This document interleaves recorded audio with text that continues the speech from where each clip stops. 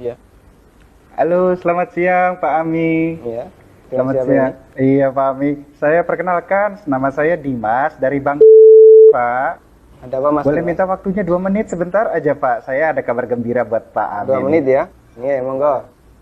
Begini Pak, ceritanya saya ingin menawarkan ada produk kami yang terbaru, Rate Card Platinum kami untuk Bapak. Kebetulan Bapak yang terpilih jadi calon nasabah kami. Cashback, melakukan pencairan dana tunai 30 juta, 2 hari Pak pencairannya. Gimana Pak? Bapak tertarik? Apalagi ini belum ada bebasan annual fee tahunannya Baik, Pak. baik.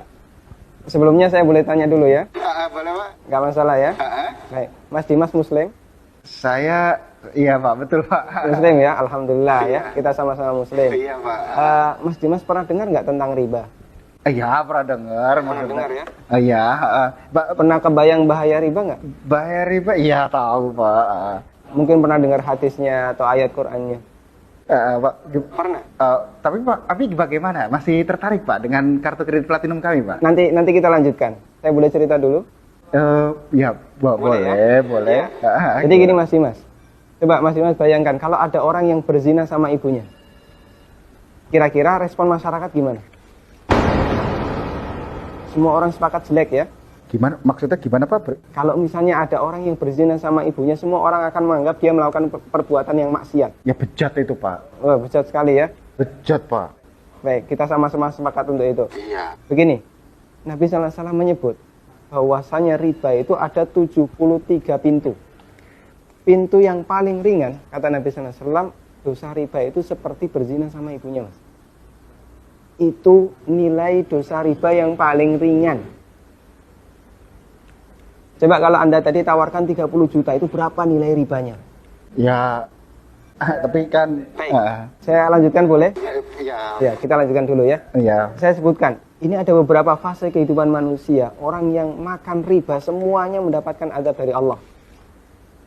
Pertama, ketika di dunia, orang yang makan riba itu ditantang perang oleh Allah.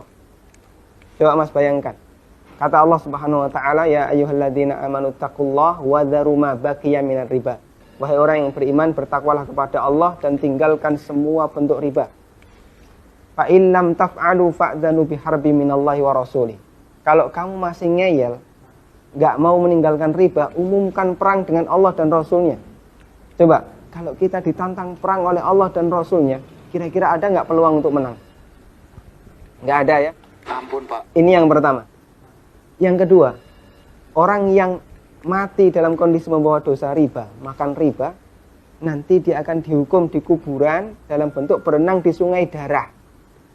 Masya Allah, berenang di sungai darah. Kata Nabi SAW, beliau pernah menceritakan mimpinya, dan mimpi beliau itu wahyu. Nabi SAW pernah melihat ada orang yang berenang di sungai darah, kemudian di tepi sungai ada orang yang membawa batu. Setiap orang ini berenang menepi, dilempari batu ke mulutnya, kemudian balik ke tengah. Ini yang kedua. Di alam kubur, dia mendapatkan azab berupa berenang di sungai darah. Yang ketiga. Masih ada yang ketiga Pak? Iya. Siap mendengar? Masih sanggup mendengarkan? Iya Pak. Iya, tapi saya lanjutkan ya. Iya Pak. Yang ketiga, ketika orang ini dibangkitkan oleh Allah dari alam kubur, dia dibangkitkan dalam kondisi sempoyongan, Mas. Allah Subhanahu wa taala bercerita, alladzina ya'kuluna riba la yaqumuna illa kama yaqumul ladzi yatakhabbathu syaitan minal mas. Orang yang makan riba, mereka akan dibangkitkan pada hari kiamat dalam kondisi sempoyongan seperti orang yang kerasukan. Iya Pak. Artinya yang lain berjalan normal, dia sendiri sempoyongan. Menyakitkan. Kemudian yang keempat, tadi sebelum hisab ya, ketika dia dibangkitkan sebelum hisab, dia sudah disiksa. Yang keempat, setelah dihisab, orang yang makan riba itu kan makan harta haram ya. Iya Pak. Makan harta haram, Pak. kita sepakat itu. Kalau kemudian daging kita tumbuh dari sesuatu yang haram, berhak nggak dapat surga? Enggak Pak. Layak nggak dapat surga? Enggak Pak. Sementara tempat di akhirat cuma ada 2 pilihan. Kalau nggak surga, Neraka Pak. maka kata Nabi SAW, kullu lahmin nabata bin suhtin, setiap daging yang tumbuh dari sesuatu yang haram, kata beliau, annar aulabi. Iya Pak. Neraka lebih layak baginya.